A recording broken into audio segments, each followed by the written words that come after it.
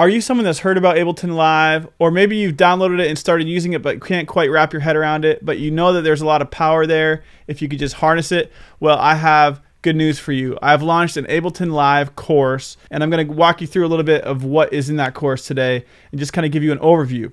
So I'm pretty excited about this. I've spent the last 12 years of my life using Ableton for church, to produce music. I've used it for a lot of different things, even like editing podcasts and such.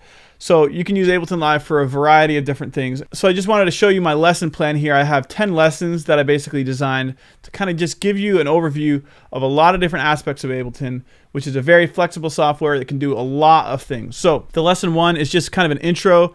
I give you a look at all of the basic settings and the 3 different versions of Ableton, which are intro, standard, and suite. And those come at different price points. Lesson 2, we're going to walk through the hardware setup and interfaces that you can use. You don't need a crazy expensive interface. You just need something to be able to hear back what you're doing. It all depends on what you're doing that will affect the decision on what type of interface you should buy. So I go over a few interfaces in the routing. I also talk about, in lesson 3, running loops in Ableton Live. That's something a lot of churches do, a lot of musicians want to learn how to do. Setting up set lists in session view.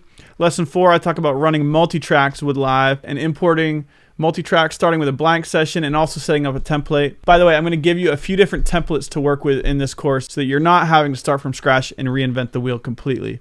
Lesson 5, I'm opening up multiple sessions in Ableton Live simultaneously and the best practices to use in a live service application. Lesson 6, we're building loops. So we're starting to get into that creative part of Ableton. Ableton's a great creative tool. It's not just meant to play back other people's tracks. You can use it to make your own stuff. Audio sampling, MIDI writing, all that kind of stuff is in lesson 6. Lesson 7, we're warping. And you can do a lot of cool stuff with the warping. Changing keys, changing tempos are the primary things. And we'll get into that a little bit. Lesson 8, using Live as a virtual instrument. So if you're an aux keys player, you can set up patches through Ableton.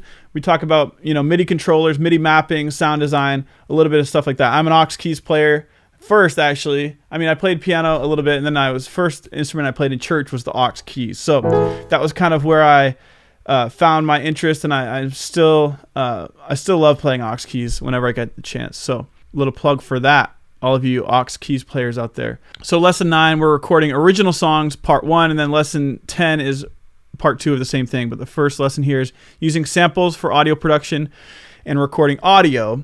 And then over here, we're focused more on recording with MIDI, using plugins, exporting to a mix, setting up a template for recording. Now, even that, there's so much you can talk about with Ableton. So I just had to find a good ending point here. So I have 10 lessons, but it does give you a pretty good overview as well as a deep dive into certain topics that if you find any of these things intriguing or that you want to take a deep dive to see kind of how my mindset works around Ableton Live and how I use it, feel free to check this course out. You can also take the first lesson completely free just to see if you like my teaching style. It's this lesson 1 here. If you click the link below, you'll be able to take that lesson for free. Check it out. Just see how you like the way I teach. And if that's something that you're interested in, you can continue on and you can check out the next step to purchase the course. But I'm really excited about this. I know that my experience with Ableton Live was a lot of trial and error, and I want your experience to be a lot less error and more just building off of the things that have gone before you. And that way you don't have to reinvent the wheel every time. So I have 3 templates that I'm going to give you with this course. The first one is a loops template, basically. The second template is a template to set up your multi-track session. The third one is basically a template designed to get you going as far as recording, so that way you're not starting from scratch every time, and you can have a couple go-to things. One plugin I have in there is Auto-Tune Access. That might be the only plugin that's not native to the Ableton Live software.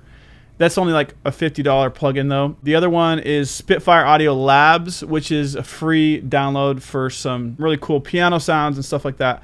So a couple of those are outside of Ableton, but the template itself is made to just kind of get the ball rolling as you start to produce your own songs. So that's kind of the 3 templates that I have to offer as well. So once again, I don't want you to have to start from scratch.